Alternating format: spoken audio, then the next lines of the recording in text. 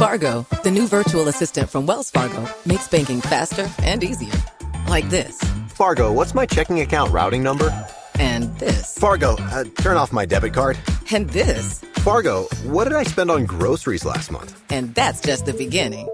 Do you, Fargo? You can. In the Wells Fargo mobile app. Learn more at wellsfargo.com/getfargo. Terms and conditions apply. Your mobile carrier's availability and message and data rates may apply. Wells Fargo Bank, N.A., member FDIC. Welcome and thank you for tuning in to the Fasting Focus Lifestyle Podcast. My name is Vicky, and this week's episode, we're going to be talking about loose skin and the whole process that tends to freak people out in general when they go into any weight loss method, especially if you have a drastic, large amount of weight to shed. I don't say lose because I don't intend on finding it. But when you have a large amount of weight to shed off of your body, a lot of us think, oh boy, loose skin. Well, I'm here to tell you about my experience, things you can expect, and some little hidden secrets. So stay tuned. Welcome to the Fasting Focus Lifestyle Podcast, where each week I will be discussing all things fasting and how it can become the most valuable tool in your personal toolkit so that you can live a long, healthy, and meaningful life. I'm your host, Vicky Sharon, and thank you for joining me. All right, so we're going to be talking about loose skin. Loose skin, oh my gosh, that's a topic that I get asked about so often, so many times.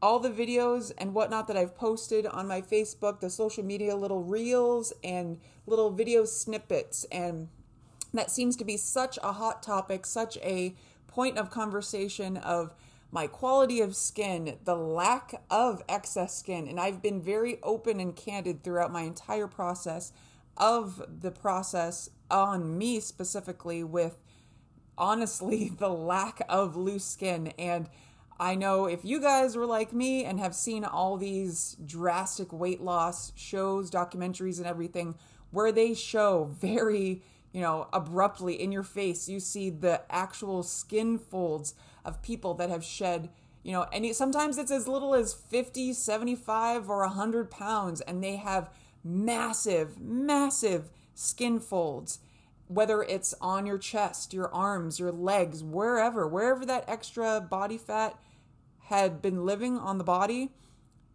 that lack of body fat, again, in conventional diet culture, is going to leave that extra fold of skin.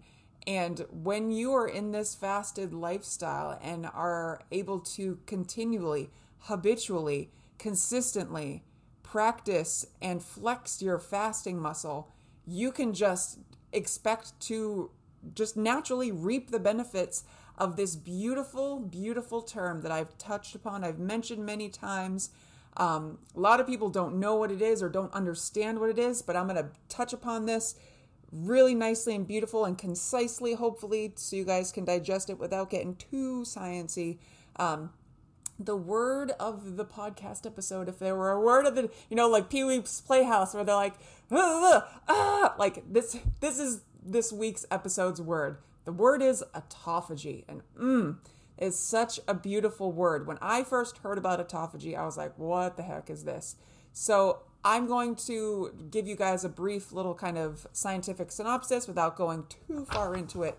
So, we've got this term autophagy, and autophagy essentially is the process in your body where your cells are broken down into cellular proteins that are converted into fuel that your body can utilize for fuel. So especially when you are in this fasted state for an extended period of time, or you've built up a consistent fasting habit and a fat adaptation in your body, which we're going to talk about here in a little bit, your body is naturally very quickly able to get into this, if you're fluent or knowledgeable about ketosis and being in ketosis.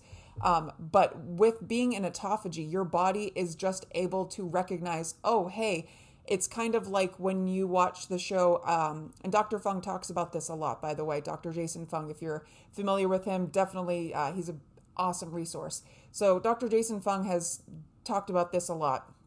And it's similar to, and the understanding of, you've got like the show hoarders, right? So they've got like their house full of junk and just stuff that's just accumulating, a lot of garbage, a lot of just, junk literally around their house. So in the process of autophagy within our bodies and cells, the body knows exactly what to do. Again, if we get out of our own way. So if the body is able to recognize, hey, there's damaged, unused cells in corners and components of our body in different areas, when we're in that fasted state, using the body fat for fuel, the body's going to just say, oh, we've got dead, unused cells over here that we can break down and use for fuel.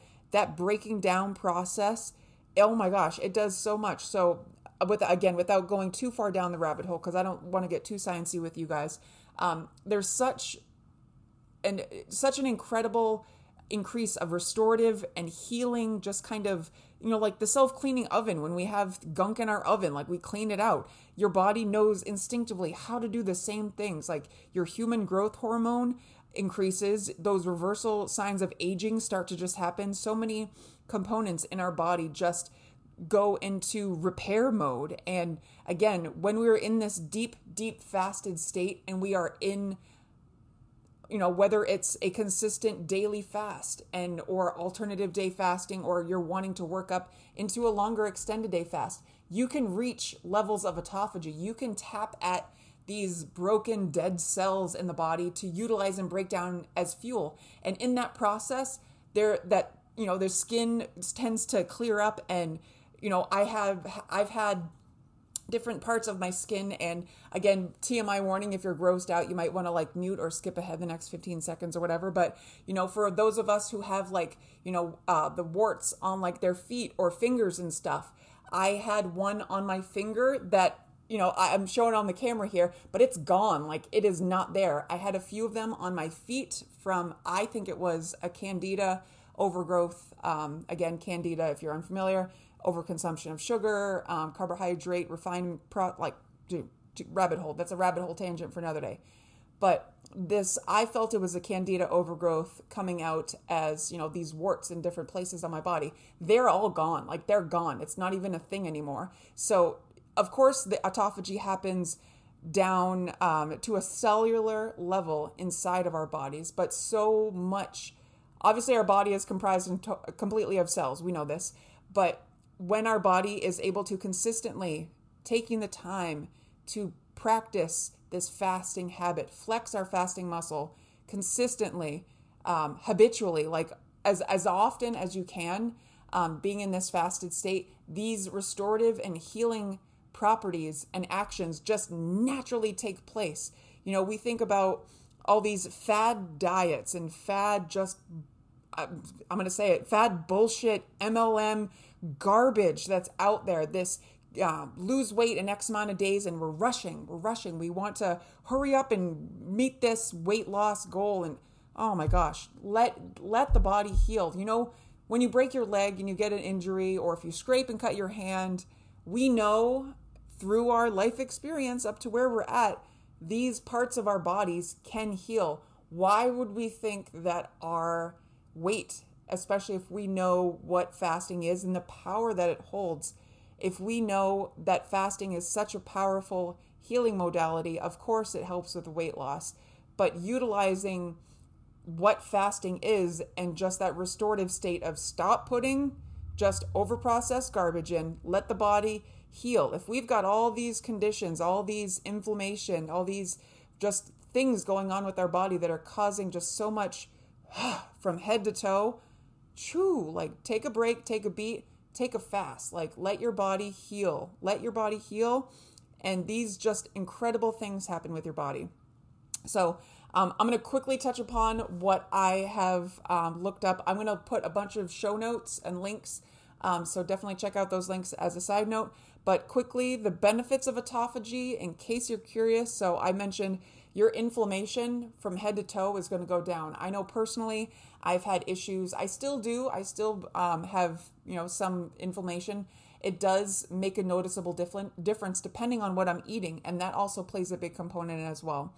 You're going to notice an overall stronger immune system response. It's going to be a lot more stable. You're going to notice that your body's able to withstand a lot of like the seasonal like flexibility and temperatures, and just if you're someone that naturally gets sick really easily, this is going to also help you as well. And just keeping that balance, again, when we've got that homeostatic balance working in our favor and your body's able to just be like, okay, we're tilted too far this way, tapping at a consistent fasting effort will get you to like, ooh, we want to be balanced, of course. But of course, in these dedicated weight loss efforts, reaching a balance, maybe not quite yet until you hit maintenance. But your body knows exactly what to do, again, when we let it get into this fasted state and get into that healing, that state of healing. So I talked a little bit about anti-aging and increasing your longevity of health. Again, this plays a big component with the ability to clean out these dead cells with autophagy. It also plays a big significant role in the foods that we eat too, and how the relationship between the food that goes in during our eating window, as well as how often we are able to access this state of autophagy. Both go hand in hand as far as I'm concerned. So it also, like I said, with the immune system response, there's so many bodily health, metabolic conditions, and just things that can go on with the body, and just common things that we just think, oh, I have to take a pill for this, I've got to take medicine for that.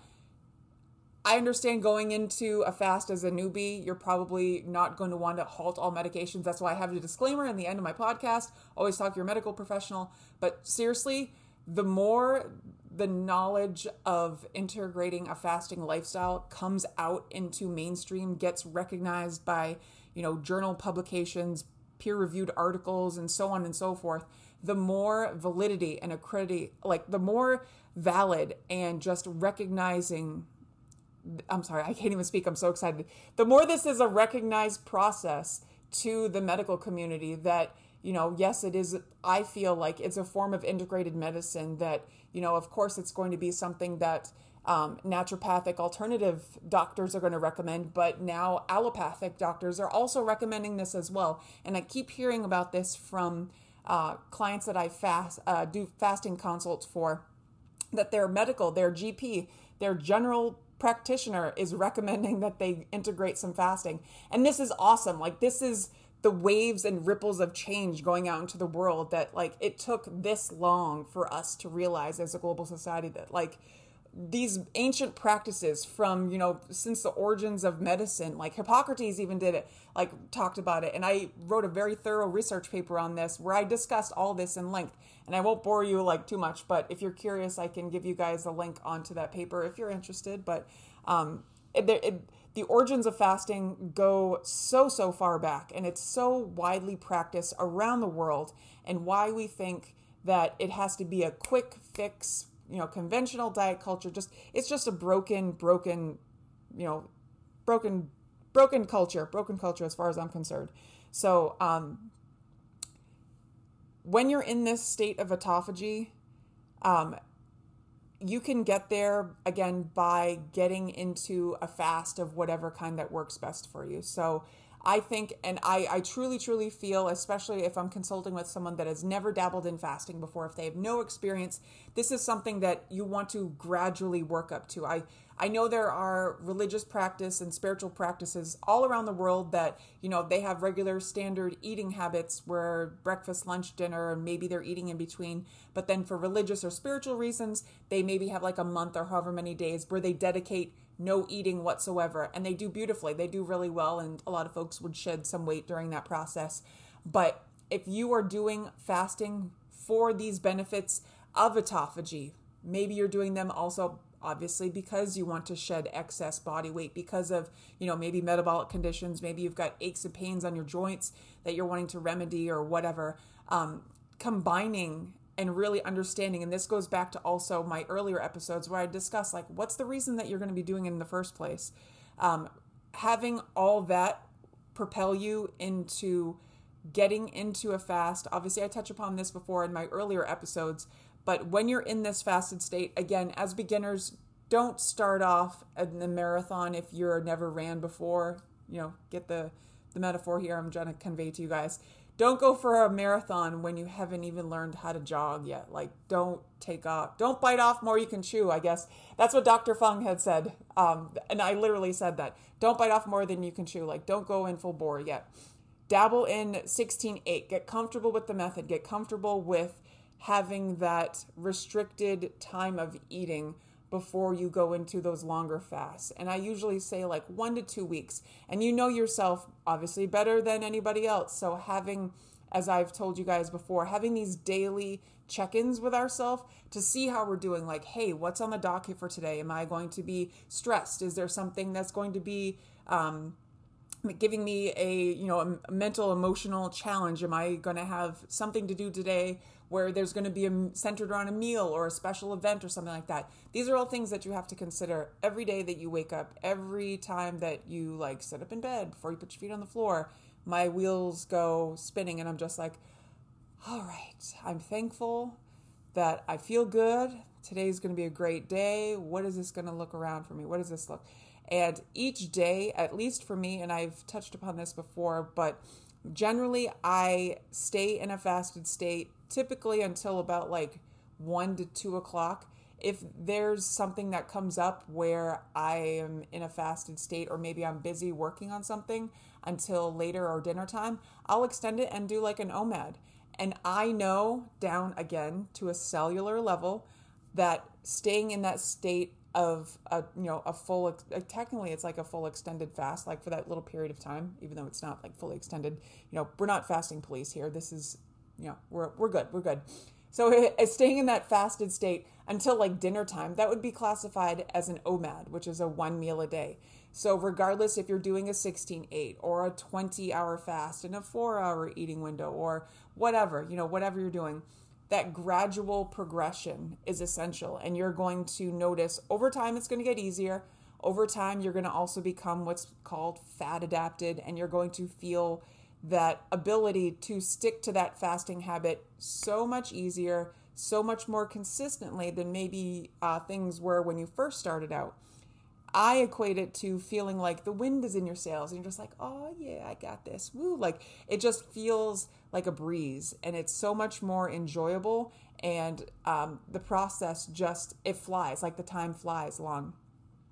So with autophagy and this whole process, getting into those longer extended fasts is going to be ultimately the goal, not to work towards not to say that you have to do 30 days or more. If that's not your goal, that's totally fine. You don't have to. You can honestly access autophagy by just doing like consistent extended day fast, like, every other day, like you map out your week and, say you're going to have your meal on Monday, Wednesdays, and Fridays. And like in between, then you're going to work around to see how well you can work up and have the rest of those days be an extended fast. You can do any kind of adaptation of that.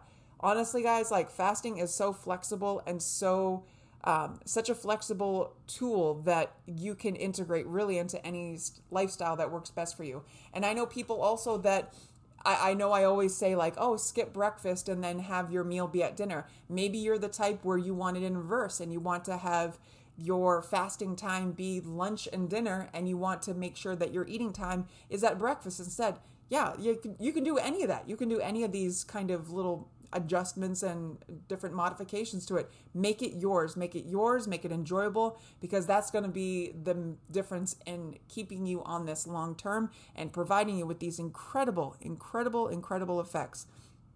So in this fasted state, accessing autophagy when you're already fat adapted, you've been fasting for let's say like 2-3 months now, and you're like, yeah, I'm getting the groove. You are going to start to notice that skin healing. You're going to start to notice with the production of the human growth hormone and the lowering of the inflammation, your anti-aging properties, and just healing with the skin and internally, like all over. I know personally, I have to trim my nails like way more often than I probably ever have in my life. I notice that my hair grows like tremendously fast, which is that keeps my hairstylist, woot woot, Sarah, like, all right, girl, like keeps her in business for me. So like, honestly, I love how thick and full my hair is. I know previously I had done ketogenic methods in the past. And as many of you folks know that have done ketogenic, even meal replacement ketogenic, diets and lifestyles, clumps, you've got those clumps of hair that fall out. It is the complete opposite.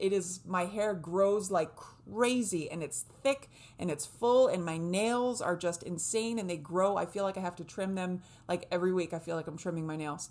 But just again, like I said before, TMI warning. Okay, so, and like I said before, those warts that I had on my finger and just so many scars and things, imperfections that I had, like I have my, again, TMI warning, cesarean scar, the 2 cesarean scars, because both my kids were C-section, like that's even healing up too, and I can tell when it heals, and again, TMI warning, when it heals, I can tell that it's itchy, and I get excited. I'm like, woo, it's healing some more, it's itchy. And I love it. Like, I love that whole process because I notice I don't have to wear, not that I was really ever a makeup wearing person, but I don't feel the need to wear makeup. I keep a very minimal skin routine, and it just becomes easier. It becomes so much easier to maintain this whole process because of what I know is happening on the inside and how I'm able to maintain on the outside. It's just a beautiful process, and I love every single bit of it. So obviously when you're in this fasted state and you want to come out of it and you're breaking your fast. So obviously, as I've said before in my older podcast episodes, when we are coming out of this fasted state, whether it's your 16-8 or your 24 or your OMAD, or maybe it's an alternative day fast, or you're coming out of an extended fast, it's definitely essential to make sure you do it slowly and you don't go full bore. Like even with an OMAD, you still want to go tiptoe and go slowly. And because with the process that's going on with your body and healing with the restorative properties and your body using your stored adipose tissue as fuel and using the old cellular proteins that are broken down from this process of autophagy, coming out of this fast, I feel, and the data and documents are all there as well, Dr. Fung talks about it in his books, breaking your fast with a dietary fat is going to be the game changer for you. Because you're waking up the digestive system, you're getting your body ready to wake up and process whatever food choices you're putting into your body. You got to understand, obviously, while in that fasted state, your body is using fat for fuel. The body loves to use fat for fuel. And as a side note, in case you're curious, for every 1 gram of fat, the body is able to use 9 kilocalories for fuel with every 1 gram of fat, versus with every 1 gram of carbohydrate or protein, the body only gets 4 kilocalories of energy. So the body knows and loves and prefers to use fat for fuel. So just keep that little nugget in your mind. Whether it's body fat or dietary fat, fat is like the preferred form of fuel. Now, mind you, don't go mowing down on like a stick of butter, but mindfully like good quality fats like avocados, your nuts. Meat eaters, you can have like a good chunk of like good quality beef or whatever works for you, fish, whatever. An egg, again, this is weird for me to say because I don't eat meat, but like find a good quality dietary fat that works for you.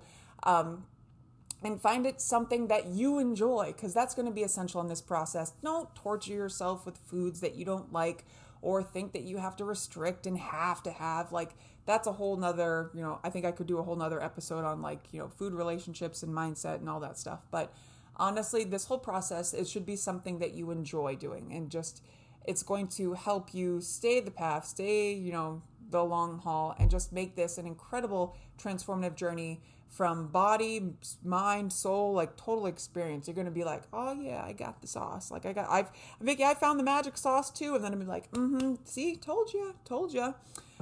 So let's see one other question down here. How long does it take to see results on the scale? I find sometimes with ADF, the scale doesn't shift. So I think there are a few different kind of components that need to be evaluated. So if you're finding, If you're finding that you are not having significant losses, if you're starting to plateau, and as a side note, I probably will do a full episode on plateauing. If you are noticing a plateau, honestly, all that means, it's to me a communication method. So when you are stagnant and still in your process, it just means you have to turn the knob a little bit, maybe a little bit higher intensity, or maybe dial it back a little bit. Honestly, I love plateaus. They get a bad stigma as far as I'm concerned.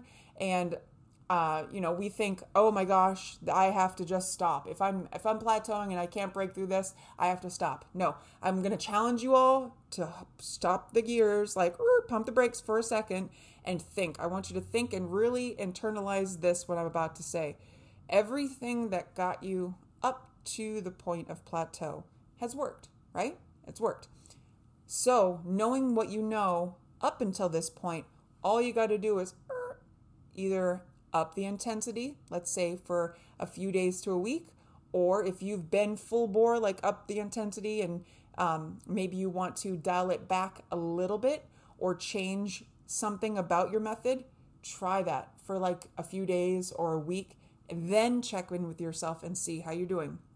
Because to me, plateaus are awesome because that's my body telling me, hey, we are at that homeostatic balance. We like it here. And Dr. Fung beautifully calls it the body weight set point. And it's just like, when you have your thermostat, and if it's, you come into your house and maybe the AC was way off or whatever, and you adjust, boop, boop, boop, you adjust, and you're like, come on, bring it down. And then you feel the air come down and you're like, oh, yes, this feels good. That's your set point. That's your body weight set point. And when you have the ability to adjust that, if you're like, oh, I like this, but I'm not done yet. I still have more body fat to burn. Dial it up the intensity a little bit more. Like press it up a little bit more. And just make those fine-tune adjustments. And those fine tweaks are going to make all the difference. They're going to make all the difference, because I would be a liar to say that I did not plateau. I did. I plateaued a bunch of times, but me sitting in front of you in your ear holes right now, I'm telling you, you can blast through those plateaus. And I'm going to challenge you on top of that to not think negatively about plateaus. Use them when they arrive and you notice on the scale that it's not moving. Just be like, hey, my body is feeling like it wants to stay here, but I'm not ready to stay yet. I think we need to keep pushing forward. There's more work to be done. Okay, that's when you take full inventory and you write everything down. What method have I been doing? What has my food intake been? How much water have I been drinking? How much sleep have I been getting? Am I under a lot of stress? Are there just other factors that are going on? This is you take a full inventory of what's going on and see where you can fix it. Don't do everything all at once, but just nick one at a time and just be like, oh, maybe I haven't been sleeping enough. Well, y'all, you need plenty of sleep. Whether you're doing 16/8 or working up to, alternative day, OMADs, whatever, your body needs the rest. That rest and restorative process that happens when we sleep, that's part of autophagy. Like that allows the body to utilize those dead skin cells and your stored body fat to use and burn the food that you ate for that day. All this compounds together to provide those effects for healing and preventing the loose skin that we have on our bodies. And truthfully, there's so much more to this process. With reaching autophagy is fantastic. But to get there, you've got to combine also and think about, yes, we want to make sure that we're only tackling one thing at a time, but remembering those food choices, they matter. And remembering that I feel that the better choice would be to simplify. Like, don't overcomplicate it. Don't feel like you have to over-restrict and measure everything and count all the calories and log everything on MyFitnessPal. Like, y'all, that's fucking stressful. Like, whew, we know commonsensically what's a great choice and what's a maybe not so great choice. That's why my mentality and my kind of assignment for the verbiage that I've utilized has been like a sometimes food or an all the time food. And we know common sense of like, hey, a broccoli is going to be a better choice to have than a cupcake. Yeah, no duh. Like, we know this. But knowing those better food choices for us to know, hey, this is going to be something I should be having all the time, but allowing for those sometimes moments of celebration, those times where we get together with friends or whatever. We have to have the sometimes and we have to have the all the time. Like they can exist. They can exist happily together. Like can be like 75%, all the time food, 25% sometimes food. You can have it. They can alternate. They can exist peacefully together. Like I've said before too, with the proper sleep, making sure we get proper sleep to make sure we're accessing autophagy to help to minimize the overall appearance of these, our loose skin that's on our bodies. Also making sure that we're doing some kind of motion, that we're doing some kind of movement. Movement, like I talked about in the exercise episode, I, again, personally feel the simpler is better. Like if you're the type to go and crazy, go for full bore workout, whatever method works best for you. Honestly, again, this is my method that worked for me. I am all for body weight resistance. I'm all for doing yoga, and because it just, I feel, connects with the true purpose of fasting and its origins. Again, I'm a nerd and I love finding out like the origins of fasting and where it's been practiced and how it's utilized and everything. Utilizing yoga, combining that with another thing, again, and I did an episode on this too with meditation, combining a lot of these and making them habitual practice is also going to be something that can absolutely work into your benefit as well. So, like I said, the food choices, doing your body weight resistance, exercises, whatever they may be. I love doing planks. It's going to sound really weird. I never used to love to do planks. I never used to love to do these unique kind of push-ups, or I found out from a gentleman I follow on Instagram, micro workouts. I love the term micro workouts because I feel like I can find any kind of way possible. Like I could be folding the laundry or painting or making dinner and I can do a micro workout while I'm doing that stuff. It's incredible. Body weight resistance, planks, I love. Yoga, meditation, obviously. I mentioned also too, y'all, seriously, I'm going to say it again. We have to make sure we're getting enough sleep. We have to make sure if we want any of these really beautiful benefits of autophagy with the process of the skin healing and that tightening up and overall like just slimming up and everything, we got to make sure we have sleep, and we have to make sure that we're consuming enough water. We typically know like there's equations and formulas out there. There's water reminders, whatever practice is going to work best for you. I know the saying goes like, your total fluid ounces, I believe it's cut in half, is how many fluid ounces, your total body weight cut in half in fluid ounces is how much water you should be drinking. I may fact check this. So that should be how much water you should be drinking each day. And honestly, like it should be something that you look forward to. It should be something, again, that's an enjoyable experience. Personally, I love carbonated water, and I have a very good relationship with my SodaStream machine, and I love carbonated water. I don't add anything to it. My kids like to add their crazy fun little like bubbly, essence flavors and stuff like that. I'm old school. I love the plain, just carbonated water. And honestly, I drink this all day and it does me justice. I have coffee up until about 12 o'clock. And then after that, it's just water. So I have coffee and water, and then just water continues for the rest of the day. And very, very rarely do I drink anything else. And personally, I think that plays a big component into my skin health as well. So consider that if you find that you have addictions to other beverages, maybe consider weaning yourself down or changing those habits as well. Because, these hunger pangs and addictions to food, those are also learned behaviors. So this is just something that takes time, dedication, self-compassion, practice. It absolutely can be done.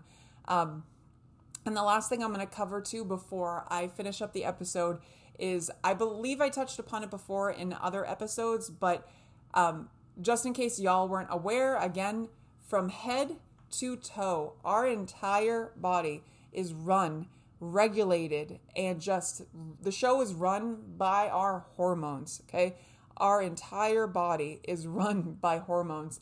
And we know, obviously it's talked about a lot with diabetics and insulin. Yes, insulin's a hormone. And a lot of people have issues with their thyroid, and the thyroid, obviously with your hormones.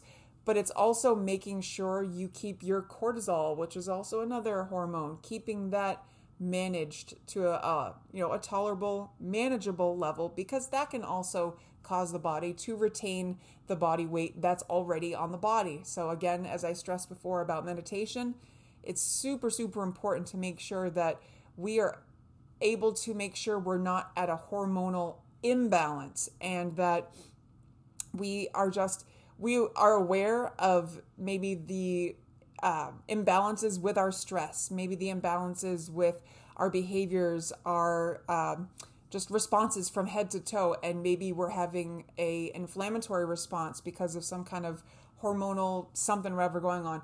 Y'all, the hormones running the show. If you have not gotten, side note, again, I'm going to plug your GP here for you.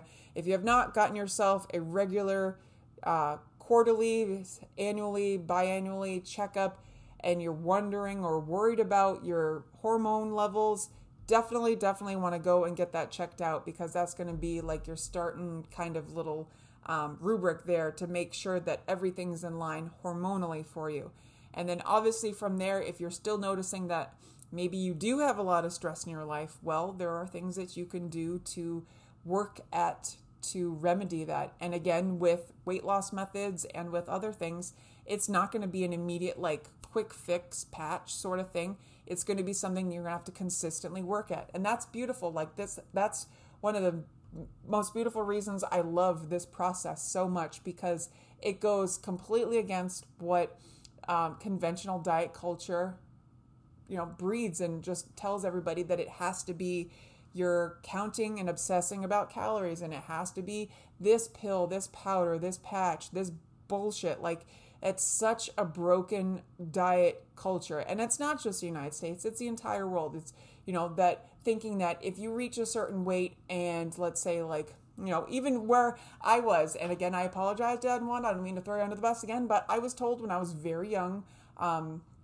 like, let's say about, I think it was like 16, 17, I remember being told by my parents, because I was such a heavy weight, that, oh, we're going to have to consider getting weight loss surgery. And that scared the piss out of me, because not that long prior, my mother had gotten breast augmentation surgery. She had breast implants done.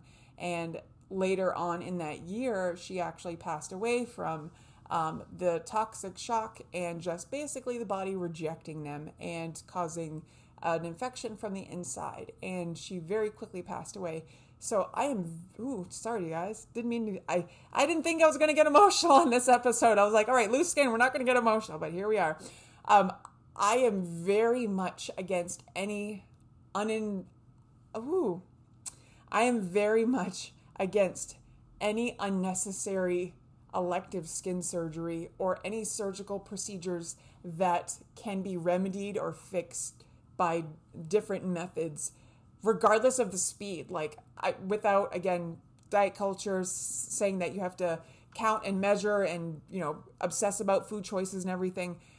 This whole mindset and culture, and it's not just the United States, it's around the world, thinking that, oh, because I'm at this weight, I have no other option. I'm addicted to these foods. I have horrible behaviors with emotional eating and stuff, so I need to get this weight loss surgery.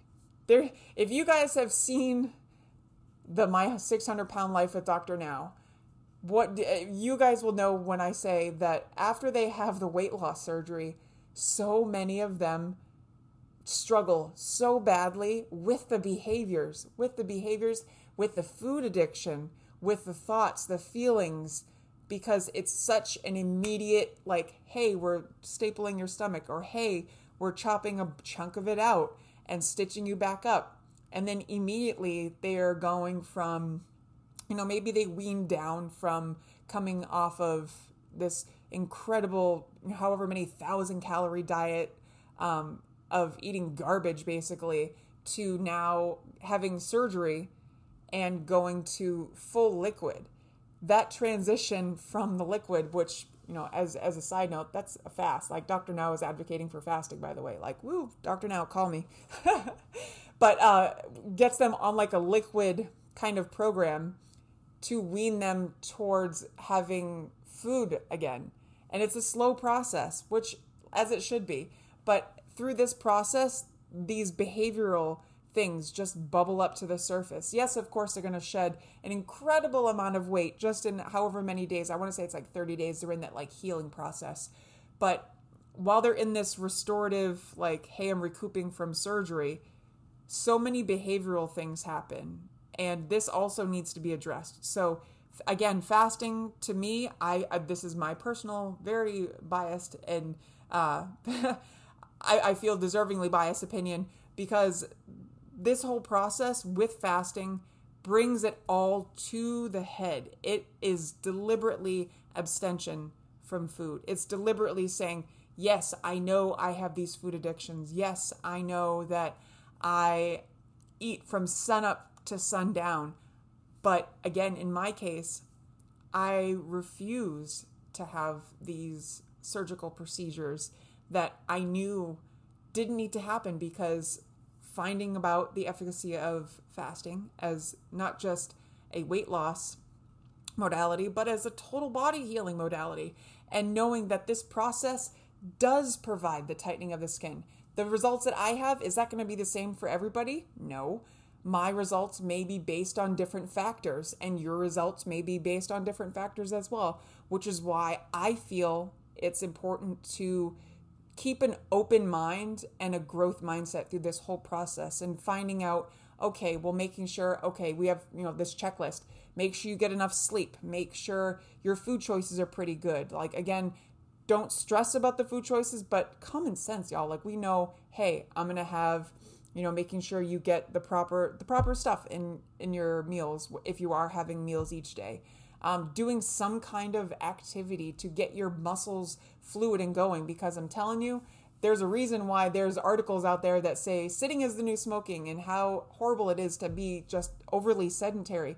Even if you do like 30 minutes of working out, if you are fully sedentary at your job and then you go home and your only like activity is like, your morning workout, a little bit at work, and then you're going home and then just sitting on the couch watching Netflix or whatever, and then you go to bed. Y'all, that is a very sedentary lifestyle, despite your best efforts. So there's different interventions that can be done throughout the way. And as I said before, and this is where I'm going to kind of wrap it up here, managing the hormones. And again, I encounter so many just highly motivated people, but they have so much stress and things in their life that they feel that are so out of control that they can't manage, they can't just handle. And this plays a significant role in the way that your body holds on to the body fat, and subsequently will affect how the elasticity of your skin is throughout this weight loss process. And there's a reason why I have said over and over, and I will continue to say it, practicing meditation, have an attitude of gratitude. And it's going to sound super fucking weird and super cheesy, but the more appreciative and practice, as I've said in previous episodes, of that self-compassion, that self-love, and showing gratitude for the body that we get to live in. If you treat it nice, and not just physically with working out and drinking water and getting sleep, like, yeah, we get that. But the thoughts, the feelings, the beliefs, the behaviors that we allow, the verbiage that spins in our head. That's why all the podcast episodes that I've got thus far, like, everything is connected. Every single thing is connected, y'all. And we have to consider this with every single day. And the more you practice little components of this entire lifestyle, more and more and more, it is going to come second nature. It's going to become so easy. And honestly, the more you do it, like, I can't stop smiling. Like, it's just fun. It is just fun. I love this lifestyle. I get so much emotional stability. Obviously, the body physicality portion of it, and honestly, I even when I started fasting, I never imagined that I would have the body that I have now. I imagined in my mind that my end point, my end weight would be like a size 12. And in my mind, I was like, cool, if I get to a size 12, I'll be totally happy with that. And now I'm a size small on the top and a size 10 for the pants. because I know I have my mother's hips, which I love, by the way, woot. But it's practicing that self-love and excitement for this process every single day. And again, it's going to sound weird. It's going to be hard at times. And then you're going to have the highs. You're going to have the lows. But y'all, you have to be present as much as you can. You've got to love this process as much as you can, because the more you do, the better it gets, and the sweeter the freaking reward is when you hit that goal of where you have wanted to be and worked so freaking hard for. And then you're going to be like I am right now, and you're just going to be like, oh, Vicky, I know what you mean. I totally know what you mean. I'm feeling that. I'm feeling that right now. And I've got goosebumps right now, because this is like, I personally feel the way that I feel in my body. I feel like I'm at the top of like a VIP, like super elite, like club party or something. And I want, like, I'm looking down from the roof and I'm like, hey guys, you can come up here too, come up. But the only way to get up here is the stairs, because there's no elevator, because it's like, you got to do the work to come up here. And you can absolutely be up here. You can be an after, you can have your after, but it just takes time and being patient with the time. And loving, oh y'all, you gotta love this process. It is a beautiful process and a beautiful ride. And as I always say, and I truly friggin' mean it with every breath, I truly believe in every single one of you. You can absolutely do this. I believe in you, even if you don't. And I'm gonna give you guys a really big squeeze right now. I hope you guys have a great rest of your day, evening, wherever you are. And as always, if you need additional support or one-on-one coaching, please reach out to me at thefastingfocuslifestyle.com. And yeah, have a great rest of your day, evening, and we will see you next week on next week's podcast. Bye, guys. The Fasting Focus Lifestyle Podcast. Copyright 2022. The information given within this podcast is not intended or implied to be a substitute for professional medical advice, diagnosis, or treatment. Please consult your doctor before starting any weight loss method. Thank you. Hello, Saver. Whether you're saving for that trip to the tropics or saving for an emergency, now is the time to take advantage of Wells Fargo's savings options. Wells Fargo offers savings accounts that can help you save towards your goals. So, what are you saving for? Visit a Wells Fargo branch or wellsfargo.com/save to open a savings account today. Wells Fargo Bank, N.A., member FDIC.